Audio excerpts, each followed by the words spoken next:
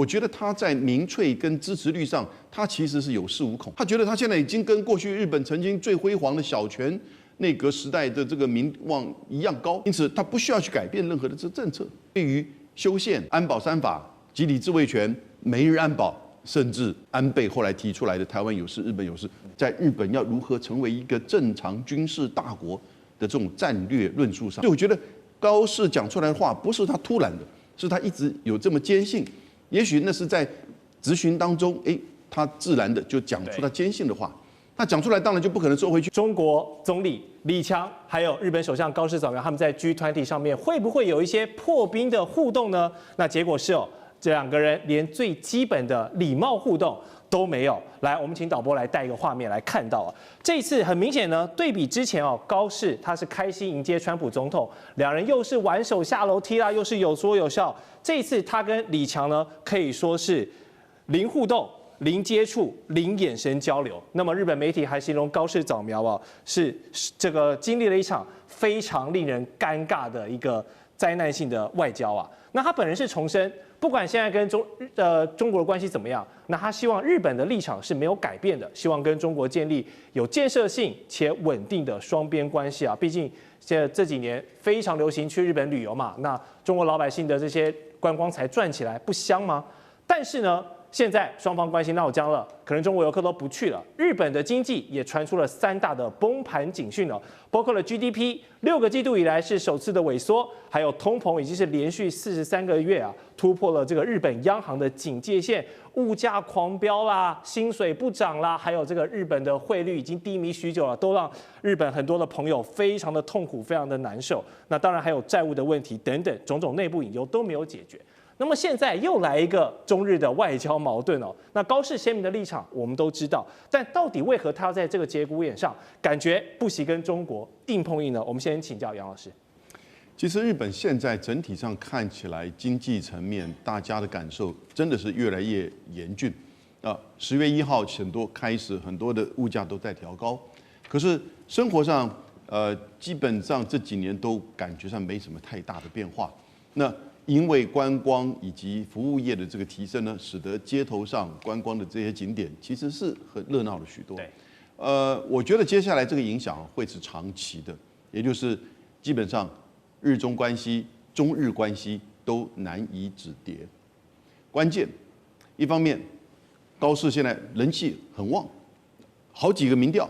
从65%、69%到最近的读卖新闻出来72%。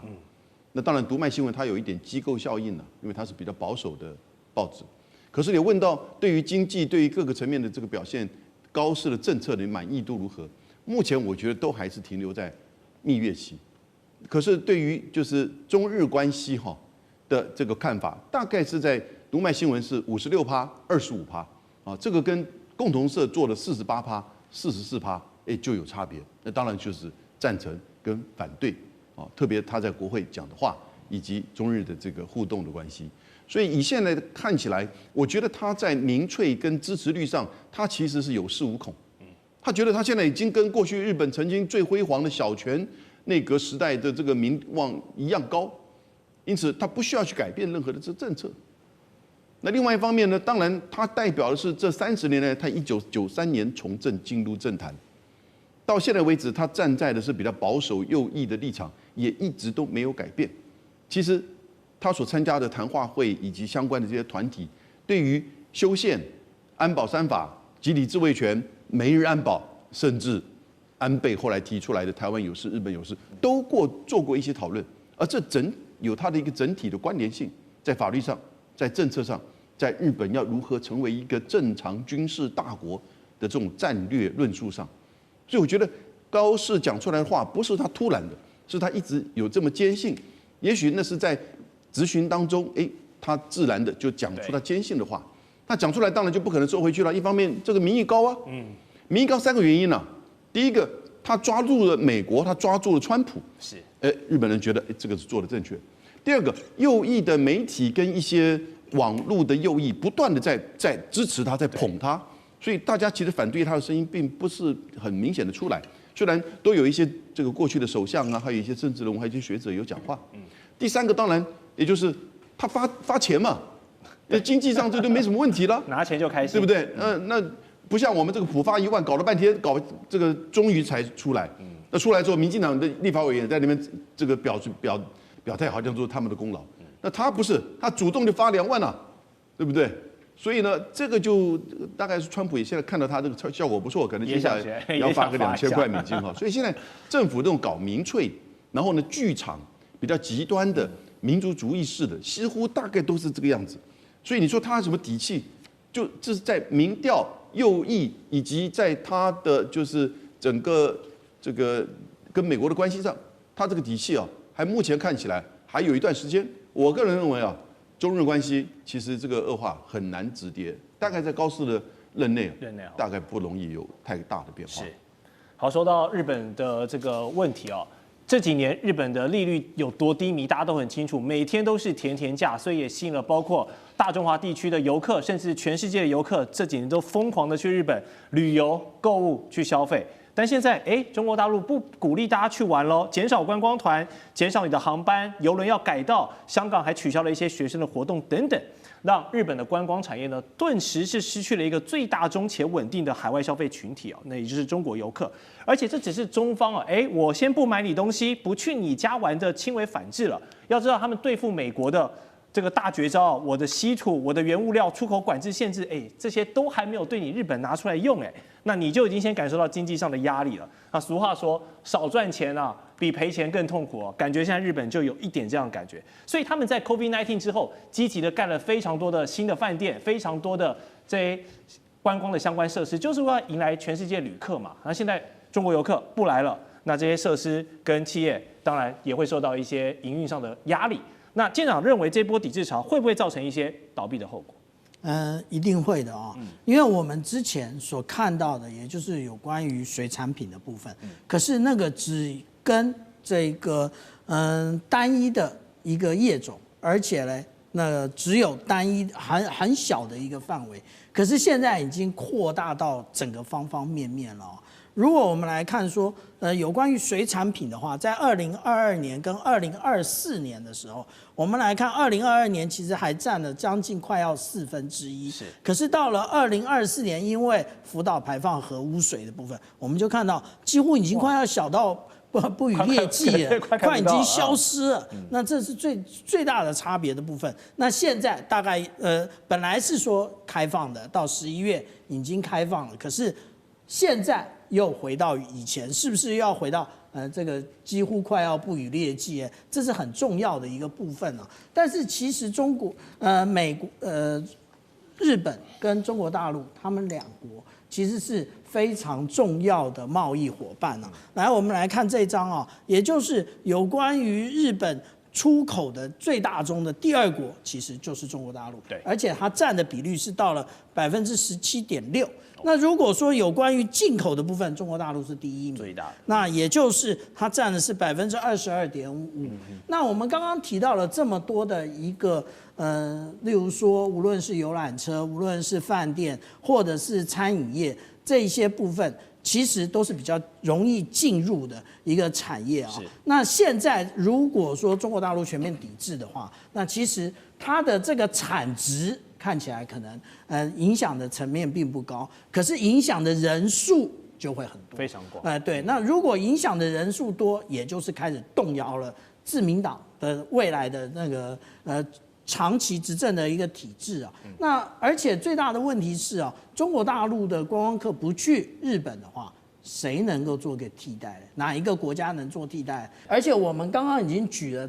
那个业种这么多我们要注意一件事，就是一日之所需，百公司为备。我们只讲到了有关于游览车的部分，游览车的后面呢，它的油料的部分，还有它的保养的部分，所以各方方面面全部都会受到影响。另外还有药妆的部分，真的。所以我们看到这么多，现在只是开始，其实中国大陆只是敲打一下而已，真正的狠招还没出手。真的，我每次去表参道或是银座，真的是手上提的精品袋的呢，基本上都是说中文的游客了。好，我们再来看到。说出去的话就跟泼出去的水一样，很难收回来。所以高市这一次台湾有事论呢，就让日本的资深评论员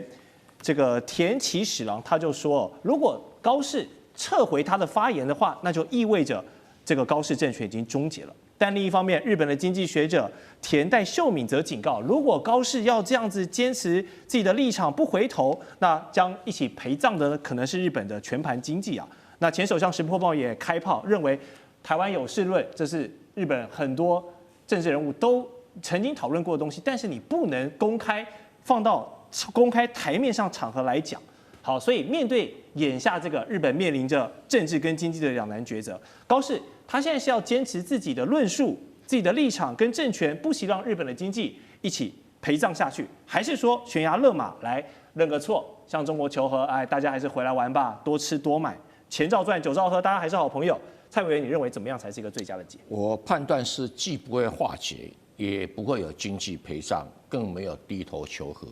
这是一个中日双方最关键的战略利益的较劲，也是高市早苗讲的不是一个话，他只是把一个日本的核心的政治状态，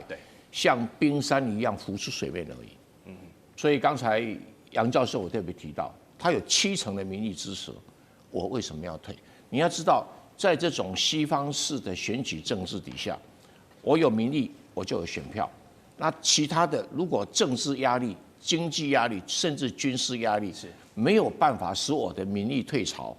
那我宁可选民力救民力。你说他民粹也好，你说他一时也好，等到退了再说。但我个人的观察，这一波日本的右倾的风气，并不是从高市早苗开始，而已经吹了很久了。就以2021年来讲，日本自卫队已经规划在台海周边从事军事活动。解放军知不知道？知道。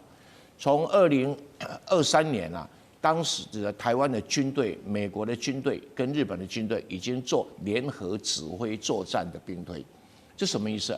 就是大家都在准备。那中国大陆知不知道？当然知道。也就是说，只是把一个本来大家都不想掀开的锅盖，高市早苗可能是不小心的，可能是刻意的，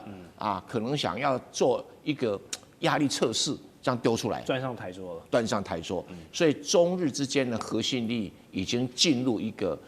浅水区，还没到深水区，相互给的压力测试。这个压力测试会不会使得日本的经济崩盘？我认为不会，因为日本的经济并不是建筑在观光业上面，所以观光业也许产生很多失业啦，产生很多退潮啦，表参道啊，或者等等啊，会很多购物人潮会衰退。但是这不是日本经济的主轴，日本经济害怕的是它的汽车卖不到美国去，这个还比较实际一点。所以整体来讲，他在接受日本经济的测试，一样的道理，中国大陆也在经历一个跟日本脱钩锻炼的经济测试所以双方面的压力测试已经开始了。再来政治上了，中国大陆一连串的行动，不管是在国际法上，在国内行动上面，在这个所谓方方面面的军事准备方面，中国大陆也在给日本压力测试，相对的也给自己压力测试。但是不管如何，高市早苗作为一个选举的政治人物，一定是以保住自己的政权为优先。日本经济以后再说，日本政治以后再说，外交更不是问题，这个不会是政治有考虑的重点。所以他现在因为他的民调已经高涨到了一个非常高，以及不太可能再高的阶段，前所未有的高度。他为什么现象呢？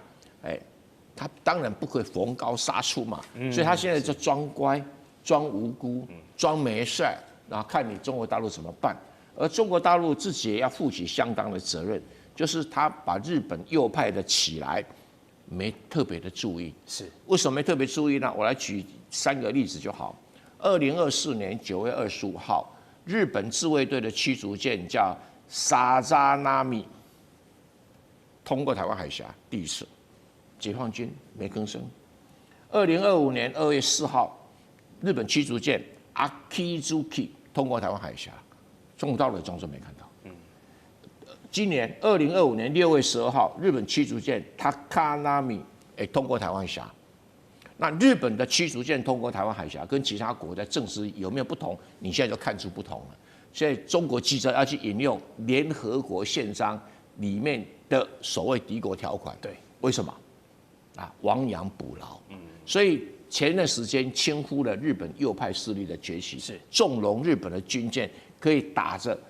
这个自由航行的口号通过台湾海峡，这本身没有把它解读成右派势力对中国的挑衅，以及对台海战争的准备，而把它解释成跟美军跟其他舰队一样，那就一个很大的失误。所以中国大陆也要面对自己的压力测试。未来如果有日本军舰再通过台湾海峡，你是不是还是一如既往？日本首相高市早苗敦出了这个台湾有事论之后，让中日关系降到了冰点，而且呢，也瞬间让这个日本整个市场仿佛像丢进冰水一样。因为现在呢，不管是包括了日股、还有公债跟日元呢，是全面走跌告急的状况。我们就来看到日经225指数在11月18号收盘下跌了3.2%，这是创下4月以来的最大单日跌幅了。还有包括您看到40年期的日本政府公债殖利率飙升多达8个基点，达到3.68%。那日元呢，更是触及9个月的新低，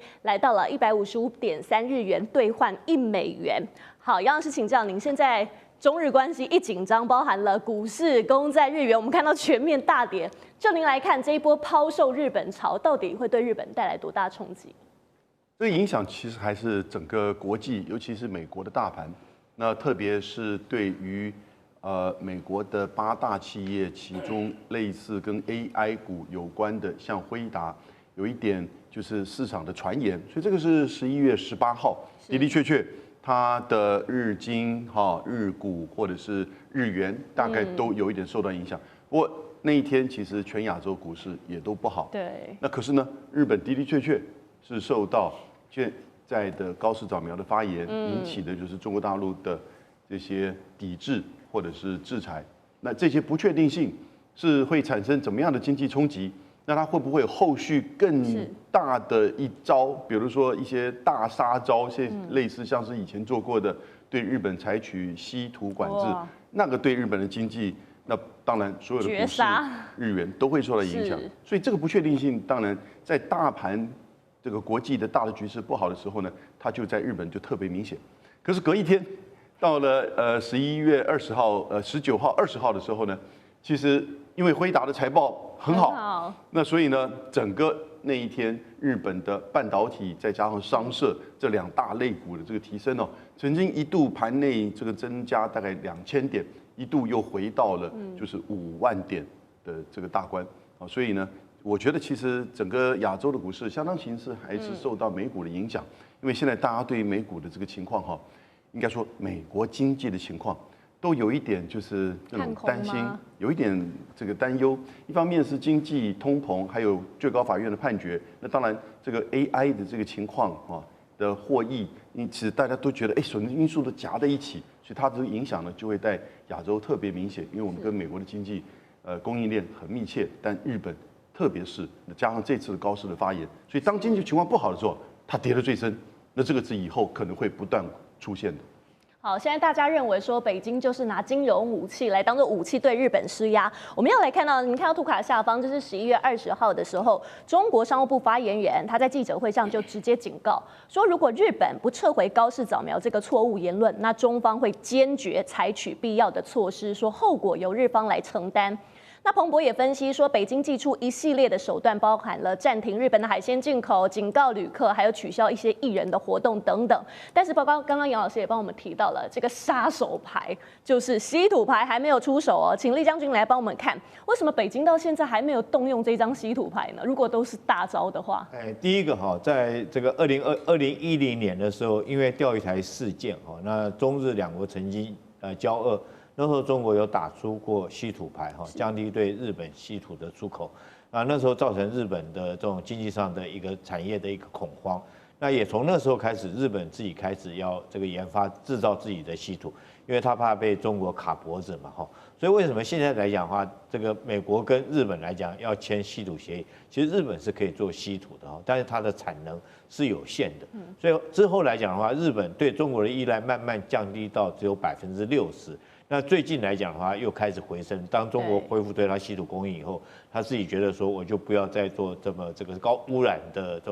这个工业他就慢慢又恢复从中国开始进口。现在来讲的话，日本对中国的稀土依赖大概是到70%，但是我认为说是短期之内飞到最后关头，这个中国大概不会对日本打出稀土牌。为什么？因为我们从这个安氏这件事情就看得到，这个现在全世界的这种产业的供应链其实是非常的脆弱。那如果说是你突然对日本断供稀土来讲的话，可能会造成的影响是全世界所有产业都，不管是这个，尤其是民用了哈，军用我们不讲，尤其是民用，包括汽车，包括到这个飞机哈，包括到各种这个绿能产能啊，都会受到很大一个波动影响。那我觉得中国很聪明，我不需要去因为你日本去得罪所有全世界的产业国家，因为如果说我一旦对日本断供，那这个产生的蝴蝶波澜效应来讲的话，可能会波及到全世界所有的产业都会受到影响。那中国干嘛去得罪全世界所有产业？我现在只要针对你日本就好，我不要去因为你去造成全世界对我围堵。我们从安氏半导体，荷兰的安氏半导体之乱就可以看得出来，安氏半导体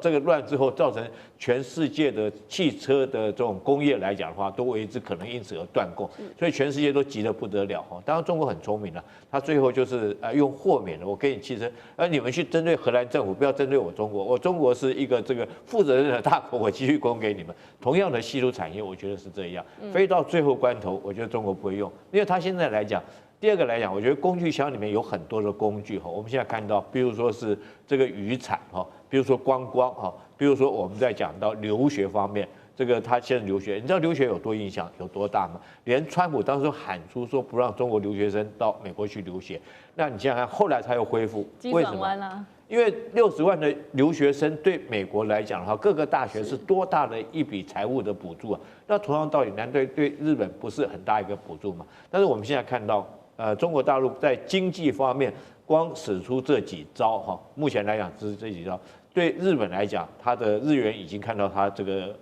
这2天已经开始大贬了。那昨天虽然说股市有上，但是今天好像这个又开始跌下来，而且是惨跌哈。因为辉达的这种它的这种年报里面发现说，很多人跟他买的东西，但是钱还没到位、还没付啊。但是为什么欠钱没付呢？大家后面去很多的想象啊，是不是这个下游的企业来讲的话，他做的东西卖不出去，所以变成他没有钱去付辉达，所以大家就产生会不会有 AI 泡沫化的这种疑虑了哈。所以我觉得中国在这方面来讲，稀土这一段它不会实施，因为它不会去得罪全世界其他产业。它目前来讲的话，等于重点打击。只针对日本，那后续来讲，它可以指出的手段很多，譬如说是这个2017年，我们看到韩国因为部署了萨德系统，那比如限韩令，对不对？好，那个时候包括韩国的这个观光旅游或者是它的这种演艺事业都受到影响。那中国现在采取这一招了，电影也不让你演了，然后《鬼灭之刃》啊，或者蜡笔小新啊，哦对。其实对日本来讲是很大损伤。我觉得后面来讲它有很多，比如说对日本的这种在中国大陆的企业，包括汽车啊这些企业来讲哈，加强它对它的检查哈，或者等等这些措施，我觉得它还有很多。那稀土是最后不得已才需要用的手段，在此这些手段如果能够生效来讲的话，我觉得它不会用到稀土。主要的是，我认为中国大陆不会那么笨到说是我因为你日本去得罪其他的全球的所有产业。是李将军在强调说，不到最后关头的话，中国其实不会动用稀土这一张牌。好，大家在说为什么呢？因为现在包括了亚洲协会政策研究所的前谈判官，他也说了，说如果北京现在就寄出这个稀土反制，不但会激怒日本，而且也可能连带的，像刚刚李将军帮我们提到的，连带其他的贸易伙伴也会怀疑说，那中国这个供应链的可靠性反而会更靠向美国。好，尤其呢，上个月川普才在南海跟习近平才刚碰完面嘛，也签了这个稀土出口惠及全球的协议。也就是说，那如果北京现在打这个稀土牌，那不就等于是说破坏这个协议，甚至可能惹怒川普？那张将军，你来看，如果最后习近平真的打出这个稀土牌，那美中是不是又会再爆发贸易战？我认为中国大陆它是一个聪明的，它是一个集体领导，它会在那边做非常深入研究、利弊得失分析。我认为打稀土牌的几率，我认为是不高的。因为我们来看，他跟这个习近平跟川普已经达成贸易的协定的话，中国大陆跟美国都有贸易市场的需求性，是对方的市场，因为这是按照经济学的比较利益法则，这是回避不了的。那大家这个双方都会复利，那干嘛要再继续玩这个稀土牌呢？边际效益会递减，而且会引起其他国家的反弹。我倒认为中国大陆会对日本的稀土会作为一个局部的限制，因为日本的稀土啊，每一年的需求量啊是18000公吨，这18000公吨呢，那它进口每一年大概8300公吨，蛮多的。那这里面有70%，刚厉将军有讲，70%来自于中国大陆。那来自于中国大陆，中国大陆会不会做局部限制？我认为做局部管控，用途上的管制。那有些你不能用这个稀土，你这个用的稀土的用途你要给我标明清楚，来源清楚，我要做管制，可能会做这个样子。因为日本会做相应的调整，因为日本它会做第一个市场替代，那个中国大陆它对我限制，它会向泰国、像越南这替代市场，因为越南跟泰国是日本的第2跟第3的稀土供应。那这样子嘛，那我就从其他地方来弥补中国大陆对我的控管嘛，会有这个样。第二个，它现在还有备转容量，我备转容量，我这个继续做，我这个备转容量可以支撑半年到1年啊。那半年到1年的状况如何？那谁知道呢？我有备转容量，我还够，那这样子我就不怕。这是日本的。那第3个呢？日本会关掉一些对稀土急需，因为稀土我们知道总共17种，包含坑跟乙之外，另外15是蓝系15加坑跟乙。那这样子，那我就不。这个不重要的先关掉，用重要的，这是我的主生产量，我的主贸易就需要这些对稀土的需求量是比较急迫性的，我用这些。所以这样子，那这样子有这方面的应变，中国大陆打稀土牌还有多大的效果，就要去算一算了，因为这是利弊的。打出去稀土牌，结果呢没有效果，结果反而变成日本抵制中国大陆一个理由。那你这样的话，反而变成在这个损益上面、利弊上面的得失之后，中国大陆我认为他会做分析。原来稀土牌在这一方面效果是有限的，那要不要去打这一个？我认为中国大陆会戛然而止，不要打稀土牌。从其他方面，如果最厉害的话，很简单，最钓鱼台嘛，最钓鱼台从平面执法变成立体执法，从这个平常的间歇性执法变成常态执法，哎呦，这就不一样了。因为钓鱼台是主权的问题，还有维权的方面的这方面的问题了，又不一样。这个效果可能比稀土牌效果来得好，而且这个本来就领土争端了。美国会不会？美国虽然说没担保给予钓鱼台列屿，但是问题是，只要涉及到主权争端，美国原则上是闭上关。你看那个菲律宾在黄岩岛、在仙滨礁、在仁爱礁、在铁线礁，那不是都这样子吗？那美国一闭上关之后，这个日本会屈居下风，中国会屈居上风，慢慢有一种失控的这方面的具体事实。那中国大陆何乐不为？我认为中国大陆会做一个弹性的智慧调整。是将军，我想追问一下，因为现在呢，中日关系越来越紧张，大家也在观望说川普的态度到底是什么。可是现在其实他没有非常明确表态，只有说，有些盟友不一定是朋友。你觉得他的态度呢？这个川普他认为让子弹飞一下，让子弹飞一下对美国是有利的。为什么？当这个中日关系紧张的时候，日本你是不是你国防预算是不是要加一点啊？你不要老是靠我啊，你自己是不是要ပေး一点钱，多买一些东西了？因为你紧张，你不要靠我，你老是占我便宜，赚我的钱，还有我保护你，自己是不是要多分担一点责任？所以让子弹飞一下，对美国是好的。川普他是生意人，他是讲 deal， 那就是交易嘛，那就是很简单，飞一下对美国好，美国立刻这边挺日本，日本感觉到后面有个大靠山，就不用怕了，可以忘所欲为。川普不会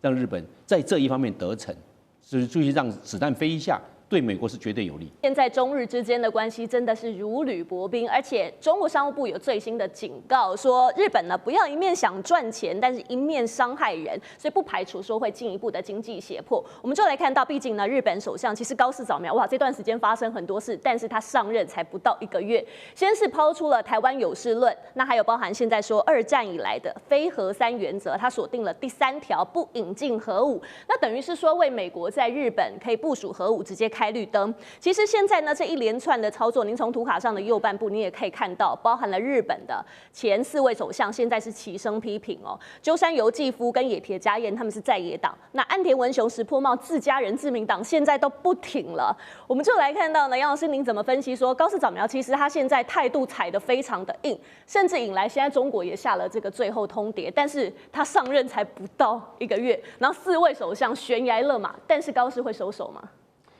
其实高市在去年2024年9月，大家还记得吗？他当初就跟石破茂竞选自民党总裁，他输了，石破茂做了首相，但是石破茂2次的选举都败了，因此呢，他下来，高市上来。那高市上来作为日本第一位的女性首相，但是呢，大家也都知道，她一直以来对于就是战争的议题，对于安全保障的议题是相当的保守，甚至右倾。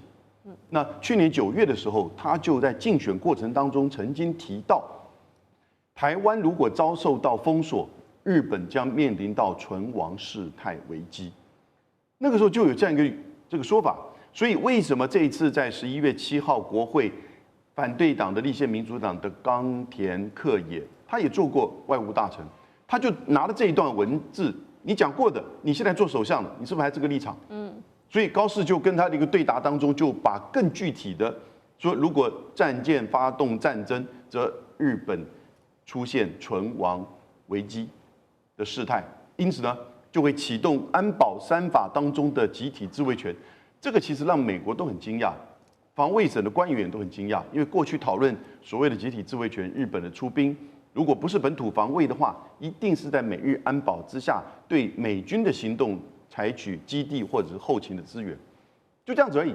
结果他现在是跳过美日安保，单干了，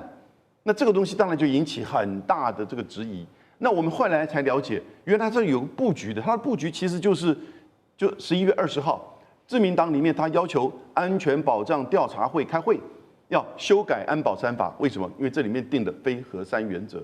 而且要去提高军费，提早提高军费倍增，同时呢，可以去开放攻击性武器的出口。所以这几个要件，4个要件都在20号的时候讨论。那因此呢，就引起几个首相，那岸田文雄，甚至他自己内阁的防卫大臣小泉进次郎也说，非核3原则不可以动。那这个我觉得很难，因为非核3原则在日本是很根深蒂固的。可是21号的时候，我这边看到最新的这个发展，现在时间是11月21号的下午。那他在中午的早上的时候接受访问，因为22号他请人去南非参加G20的会议，那可能碰到李强哦。但是中国大陆说你不要来，请你自重。但他被问到说，你跟中日之间的战略合作伙伴互惠关系，他说这些都没有改变。还记不记得他在釜山会议的时候和习近平见面有谈到这一个？习近平不是很情愿的跟他握手了哈。那但是呢，果然他回来，你看就讲这些话。可是他说日中，从日本讲到日中啊，日中战略和互惠关系不变。那这就表示他的政府的立场。记者又在追问，对于11月7号你讲的台湾有事可能构成的存亡危机事态，那他的回答是，政府的立场是一贯的。至于哪些情况属于适用范围，将依据实际发生的个别具体情况，由政府综合所有的资讯进行判断。他11月7号讲这个话就没事了嘛？他现在回到了所谓一贯，因为从1960年代开始，日本有关于台湾的问题就是事态概念，那这种假设性的问题，我们会真的发生，我们再做判断。是好，可是呢，他当时就不是这样子了。是，但是他没有撤回11月7号的发言，所以呢，基本上北京方面接不接受，我们就很难判断了。谢谢杨老师非常精辟的分析。那厉将军您的看法呢？如果高市早苗他想要改这个非核3原则，在日本，这是日本2战以来的国策，真的有可能过关吗？因为包含了现在连自己人都跳出来说，这个就是不能动的。我想今天早上这个有一个全人类对这个要赶，我个人是觉得是非常危险的一个讯号。这个 F-35战机，美国居然研发出 F-35战机可以携带的核子弹，叫做 B-61-12，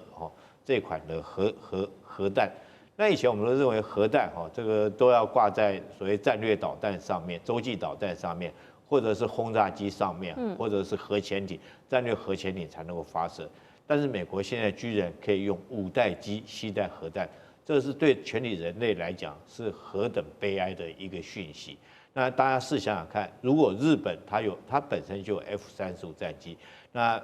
美军在这个日本的本土也驻有 F-35战机，那如果说在日本的本土上面有这款导弹的话，它 F-35战机它的攻击范围可以包括到俄罗斯，包括到北韩，包括到中国大陆。你认为这3个国家可以容忍吗？如果说是他都随时有这个核弹的威胁哈，这就是为什么之前日本的几位首相，你必须要讲政治家跟政客的不同。政治家他是眼光看得比较远，他知道一件事情。其实到现在为止包括俄罗斯，包括到中国那其他的印度我不讲了印度、巴基斯坦这些永和国家，他们的核政策我不了解。但是包括俄罗斯，包括到中国都曾经讲过一句话，他们核武的使用原则来讲的话，他不会去攻击无核的国家。就是说，如果说你没有核子武器，我不会用核武去攻击你那当然，如果你日本如果说拥有了核子武器，那是不是让你周边这些永和国家，包括到俄罗斯，包括到朝鲜，包括到中国，就有名正言顺的理由可以用核子弹来对你攻击？我们之前有一个笑话当然全世界列数所有哪一个国家有多少核弹这个美国有多少枚，对不对俄罗斯有多少枚？这两个国家是最多了5、6千枚那中国是600枚，那日本有几枚呢？日本是-2枚为什么-2枚？因为他已经吞了2颗了他之前也吞，所以大家把他开玩笑说他-2枚。难道你日本来讲的话，经过长期广岛那次来讲，你是无核国家，但是美国照样去干你，那坏的是美国那个国家，不是其他的国家，不是中国，也不是俄罗斯。所以我希望日本来讲的话，应该认清楚这个事实是这样。你有了核子武器，对你来讲是祸不是福，因为让你周边的这些永和国家就有名正言顺的用核武器来打击你。因为我会担心你你现在如果里面你自己有一架 F-35战机，随时带个核弹就丢到我的这个国土上面来讲，那如果说打仗，我一定是互相保证毁灭，我一定要先将你核武摧毁掉那所以说，我觉得高市早苗但是高市早苗如果现在他这个一厢情愿，他一直向右靠，继续向右靠，继续向这方面来讲的话，我觉得以他来讲，既然已经提出来，而且今天很不幸的，他自民党里面的会议里面已经通过了要拥有引进可以引进核子武器，或者是有核的这种载具，包括核潜舰包括到这个可以带核弹的战机那如果说你的自民党你已经会议通过，只等待明年来讲由国会来通过，那你自民党如果现在其他是在野党如果说不阻止这个法案来讲的话，它就可以引进核武。当然就日本来讲，他希望将自己置于一个核保护伞，美国的核保护伞之下。其实这种心态跟这个韩国是一样的可是我觉得，虽然说他这个北韩拥有核武器，所以韩国也希望说他可以在美国的核保护伞之下。但是毕竟来讲，南韩跟北韩他们是同一个民族。但是如果说南韩跟北韩现在来讲，他们这个虽然说彼此是敌对国家，但是他们有一个共识，你知道，就是打日本是他们这个南北韩的共识，这是这个民族之间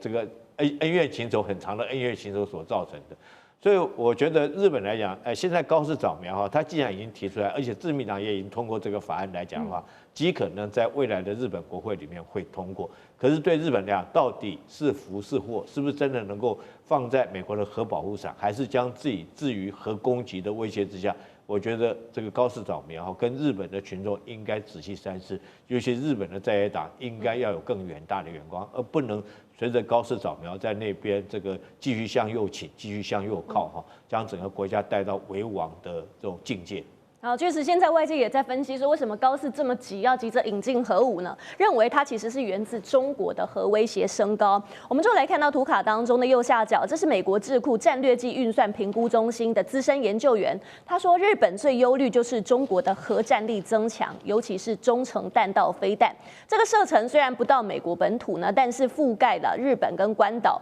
包含了东风26、东风27，还有新研发的惊雷1空基远程核导弹，其实都是针对亚洲地区主要目标的高精度攻击武器。请到张将军的专业来看，中国这一些高精度的导弹群，它对日本的威胁到底有多大？我认为这些不管东风26或者东风27，它都是中长程的弹道飞弹。日本它只有战术武器，它没有战略打击能力。日本有没有核弹？没有。它有没有长程的或者洲际的弹道飞弹？没有。它有没有核子动力的弹道飞弹潜舰？没有。它都是战术型的。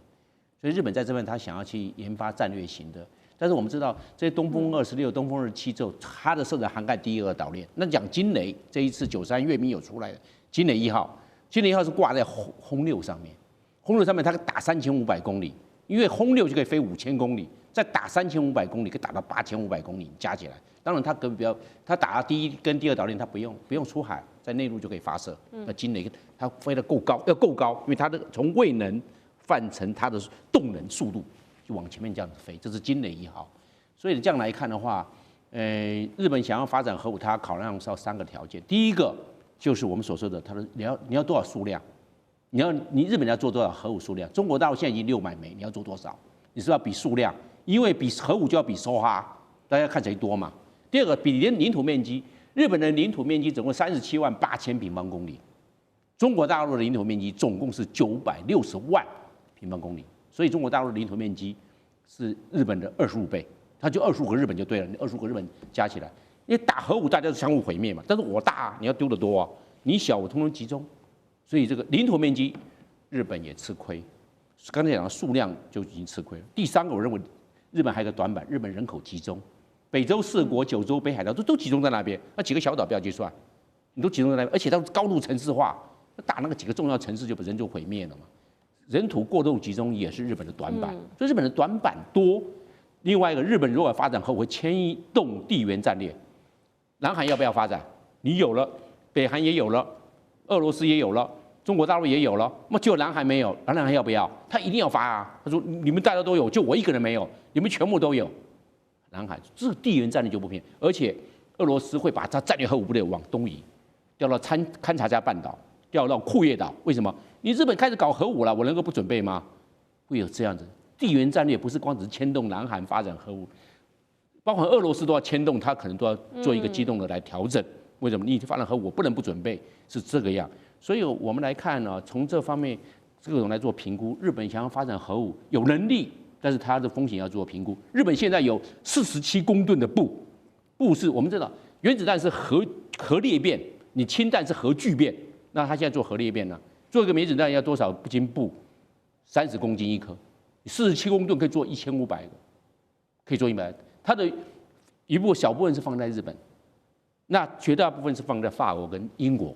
他们是盟国嘛，他们自己是朋友嘛，放在那边拿进来要做就拿进来嘛。它总共现在日本他们通通加起来47公吨了，有没有动？没有啊，它现在还是3不原则。所以我讲，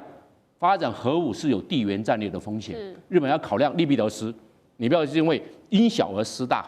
为了做核武而造成日本的这种更造成地缘战略的晃动，那会造成它的风险很高哦。所以我认为日本原则上在目前来看会走保守的路线。最近日本首相高市早苗对于中国大陆的态度很强硬，但是现在私底下高市早苗是吃了后悔药了吗？怎么来说呢？因为日本的朝日新闻报道说，其实在高市在发言之后，他曾经就跟身边的人说他是不小心说过头了。那现在呢，他身边的亲信也懊悔说，是因为这个官邸的资源不足啦，所以没有考虑得很周全，没有想到会有这个反弹。另外一位亲信他的说法则是说，其实高市个人的能力是非常强，但是团队不够稳固，未来他们要解决。好，那说回来，他的这个不小心说过头的这个说法，赖教授您来看，他是想要透过这种方式，其实在跟北京递出橄榄枝吗？他是在一种障眼法了又在另外一种欺骗，因为我们都知道日本的军国主义者右翼分子他们最擅长的就是骗这个字他们几乎都在用骗的。安倍晋三他自己都说了嘛，就说有些事只能做不要说嘛，这个和平宪法不能改，没关系嘛，我们就从这个你看不见的地方里面来改，那也就是偷偷的，就是说安保美日的安保就修改。2015年的时候把美日安保修了以后，那就是变成有经济危机事态的这个法律就把它写到里面。自卫队本来应该是专属防卫日本的本土，就说哎呀，我们修改了安保条约，所以我们要去保护美国的军舰，所以呢，日本就要参战，就是采用这种方式，就一个一个就改了嘛，就把自卫队变成一个所谓的国防军的这样一个概念，这个就是安倍晋三所用的方法。那也就是说，他在他任内的时候就不说日本有事就台湾有事，可他卸任以后他就说日本有事就是台湾有事。这个就是只做不说。好，那你想我为什么会说这个高市早苗的幕僚故意把这个新闻去喂朝日新闻？这个就是一个障眼法，用骗的。他选择的不是右翼的新闻，他选择的是左翼的自由派的媒体，因为朝日新闻是日本的第2大媒体，这第一个。第二个呢，它是在艺文界里面是最受欢迎的媒体。第三个就是它长期以来它就是左翼的左派的，而且比较偏自由主义，所以它反对修改日本宪法，反对军国主义然后他反对慰安妇，他所有的那些日本军国主义时代的东西他都反对。好，那所以这样的一个左翼的媒体，透过他来说高市早苗说过头了，不小心说过头。这个不小心说过头有两个层面的含义。第一个含义就是说，这不是我的本意了。例如说我跟谁吵架，然后我气急了，我就讲了一个非我本意的话。那这个就是我不小心我说了不应该说的话，这个好像就是这不是我的本意，你可以这样解释嘛？你也可以这样解释。可是如果这不是你的本意，你就收回吗？那为什么不收回？对，为什么他不收回？为什么官方长官说我不收回？为什么外相说我不收回？为什么他派出去的金井正章也不收回？这代表这是他的本意。好，所以第二个层次，也就是说有些事只能做不能说嘛。那我不小心说过头，就是说我不小心把我的底牌说出来了，是吗？说谎，公然说谎，为什么？因为同一篇的媒体，同一个采访里面，因为它是不具名的官员采访，而且是联合采访，所以不是只有一个匿名者，它是有2个以上的匿名者。另外一个匿名者他是这么说的：11月7号的凌晨3点，高市进入官邸的书房。开始在阅读各部会送过来的这些他要接受答询的答询稿，也就是各部会送来了，他的幕僚帮他整理好了答询稿送到他桌上，他开始在看了，他把他的所有的重点要讲的画红线，要讲的话改了，就都改好了，都弄好了，那已经工作了好几个月，所以他把重点，他是新闻人呢，您是新闻人呢。新闻人一旦把重点写上去，把话点画上去，就是那是梗。我就是特别要透过国会答询，把这个讯号传出去的头版头，绝对会成为日本热点新闻。谁不晓得？他是媒体人出身的，他专业训练过的，他当然知道哪些东西一定会是头版头，他就是要头版头。所以头版头以后发现，哇，这个祸闯大了所有人都在告诉他说。安倍晋三只敢做不敢说，美国不敢说，日本的历届首相都不敢说，你敢说，你勇。他本来就是要告诉大家，我最勇。为什么？因为有川普挺我。川普在公开的场合说，我高市早苗只要有求，他必应这4个字，有求必应，100%满足你。这个就是当时川普说的是场面话场面话，你这个高市你看不懂吗？你还给我下不了台。场面话就是说不兑现的，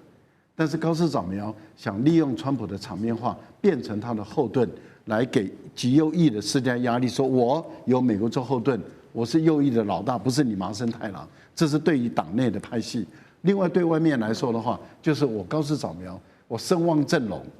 我敢做你们都不敢做的事。这是一种极端的挑衅现在祸闯大了，开始想收了，是找那个幕僚不匿名的在那边传话，骗谁啊？军国主义者就是一个字，骗。好，赖教授说这个高市早苗祸真的闯大了，因为现在呢，中国这边北京的反制手段其实最有力的，我们要说到的就是车用晶片跟稀土。那中国呢，您从图卡上看到，在中重稀土几乎是掌握了全球供应。这些稀土呢，说回来跟这个高科技的磁材、半导体、军工还有新能源，其实都是非常的关键的。那举例来说，日本虽然说很努力自救，但是到2024年底，他们从中国进口的稀土比重，反而是从您看到2018年的50%上升到63%。尤其像是一些重稀土，像是铵、锑、铬这些呢，都是电动车马达驱动系统不可或缺的材料。那大家在说一旦断供的话，其实呢，日本它整个高科技产业可能都会受到影响。好，委员您来看，如果真的中国真的动手了，就是对这2个车用晶片跟稀土全面的打击的话，那日本他们的产业甚至说整个供应链会受到多大冲击？简单的评估日本的汽车产业看品牌。有的品牌啦必须减产10%，有的品牌要减产30%。啊，如果减产这样的话，他们的股票价格会跌多少啊？大家盘算啊。第二个，车用晶片的方面，当然不只是汽车在使用，因为可能很多人不晓得，车用晶片很多在军事工业上用的也不少啊。你别看那个炮兵移动很缓慢，那也要车用晶片对哈。所以如果这些缺料的话它的计划中的武器生产量可能要停掉20%然后它的这个电动车跟那个所谓混合动力车，有电动有柴油车减产1半，那除此之外需要稀土磁铁的只有汽车，不是工具机还有光学仪器所用的稀土玻璃，不只是稀土马达，稀土玻璃。还有日本最擅长的精密仪器，还有半导体制造设备，全挂，因为它用量比较大那其他的涉及到电动，动力用的储能电池，各式各样的电池那供应量会全部乱到一团。那有人说，那长期有没有办法解决呢？有的，成本2倍，对，那因为它要靠回收吧。短期内靠回收来使用所以如果中国大陆技术这个东西的话，那我们只能祝福日本赞美日本是太厉害了，能够承受住这么大的打击，而且整个日本产业在为高市早苗的政策付出一个莫名其妙的代价。那到时候就看看日本的民意会不会反转来这个批判高市早苗。现在日本的民意还是在热衷衷的，觉得你看我敢跟中国大陆叫板我敢踩在中国大陆的老虎尾巴上我敢挑战中国大陆所谓核心中的核心利益嘛。现在讲都很开心，那等到事到临头，那就可不一定了因为很多东西没有替代。为什么？这个电池用的石墨负极材料，100%中国供应，正极材料60%中国供应，他哪里去拿这么多的量这是个现实问题那除了刚才我讲的锂电池这些，因为负极材料、正极材料主要讲的是所谓磷酸锂铁嘛，正极材料主要讲的是石墨嘛。那你这两个在全世界你找不到那么大的量的供应有点像说美国我产大豆可以卖给别人，可是最大的量在中国，而且一样，它供应在中国，你其他地方拿不到，越南可以拿一点澳洲可以拿一点，东侧西侧。那像车用晶片，连那个最不起眼的安氏半导体的晶片，那个实在是最便宜的，中国不封装不出口给你，通通就挂了。不过当然了。因为日本它也靠台湾供应一部分台湾比如说力积电有供应它这些晶片那基本上这个安氏半导体影响是欧洲比较多，影响日本比较少。可是不只有安氏半导体的晶片所以日本最好长个眼睛。高市早苗现在对这个中国叫板，他在国内民意是非常旺的，但其实，在政坛现在已经有一点不同的声音了，蛮两极的。我们来看到，像是立宪民主党前首相野田佳彦，他说首相有点说的太超过了，日中关系可能陷入危险。那自民党的前首相石破茂，他说如果把这个所有情况说出来，可能会削弱原本的贺阻力。其实这个部分赖教授刚刚也帮我们提到了。好，我们要请教厉将军你怎么看？因为现在连同党的前首相也有不同的声音。那高市早苗会不会遇到日本内部的反扑？但是刚刚蔡委员提到，他现在在日本的民调是非常高的。虽然说中国对日本不管在旅游或者是这个电影甚至于今天传出来水产，甚至于牛肉都采取经济的这种制裁的相关的手段，但是我觉得短时间之内日本的民众不会感觉到痛。所以说日本会继续支持高市早苗所以也就是为什么他现在的支持度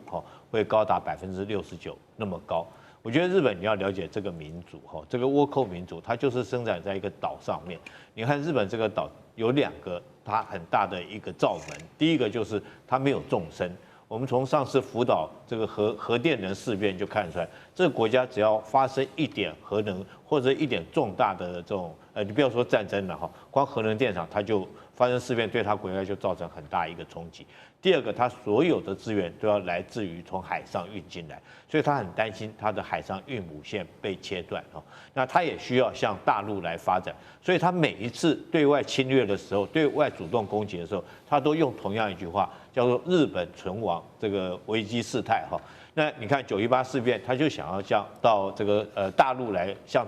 大陆来做发展。那之前来讲的话，他也是用这句话去用这个当做理由去攻击这个珍珠港，造成珍珠港事变。为什么呢？因为他讲的就是说，你美军会不会主动来切断我的海上运补线？所以我要先攻击你。当然这次来讲，台湾也是面临同样的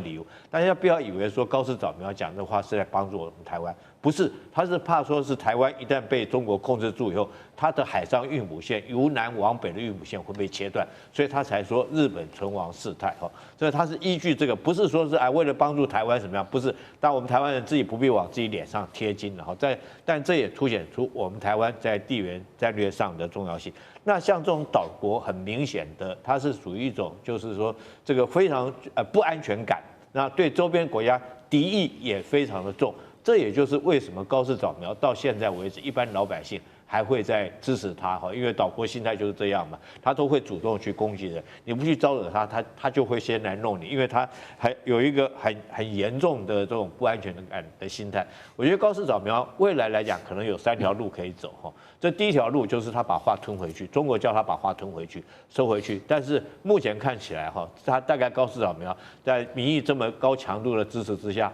我认为这条路可能不太容易，他大概做不到。第二条路就是这个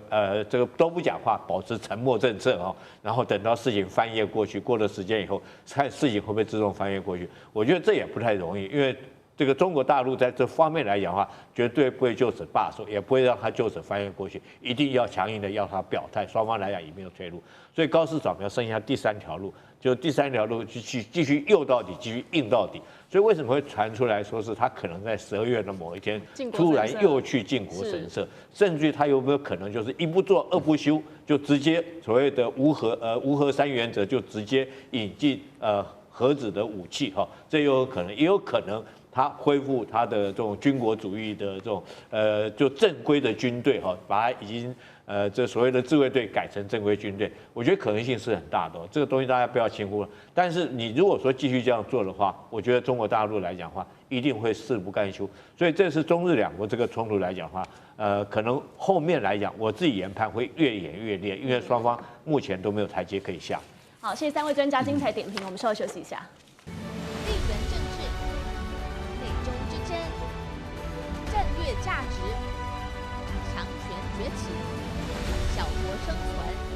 现在与未来洞悉事件走向，掌握世界脉